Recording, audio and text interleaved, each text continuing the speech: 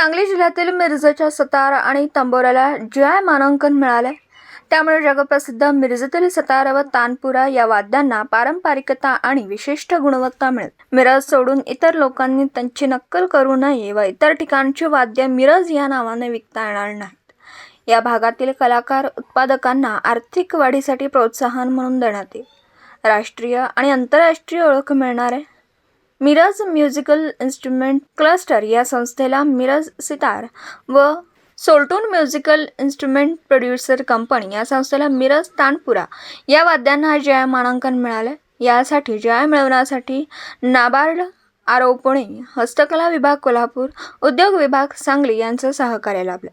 Padmashri doctor Rajinikanth एक्सपर्टच्या संस्थेच्या माध्यमातून GI अर्ज दाखल केला आणि 30 मार्च 2024 रोजी रजिस्ट्रेशन मिळालं. अध्यक्ष मिरज म्युझिकल इन्स्ट्रुमेंट क्लस्टरचे अध्यक्ष मोहसन मिरजकर, सोल्टून म्युझिकल इन्स्ट्रुमेंट प्रोड्युसर कंपनी अध्यक्ष मुबीन मिरजकर, डायरेक्टर अल्ताफ पिरजादे, बाळासाहेब मिरजकर, फारुख सतारमेकर, नासिर मुल्ला, रियाज सतारमेकर यांनी जीआय मानांकन मिळवण्यासाठी परिश्रम घेतले होते. मिरजेतील तंतुवाद्य कलेला आज 6व्या पिढीपर्यंत आपण ही मिरजेची कला जिवंत ठेवण्यासाठी प्रयत्न केले. यापुढेही असे प्रयत्न सातत्याने होत राहतील. काल आम्हाला दिल्लीतून मेसेज आला आणि मिरजेचे सतार आणि मिरजेचा तंबोरा या दोन्ही वाद्यांना जीआय मानांकन प्राप्त झाल्याचं आम्हाला समजलं.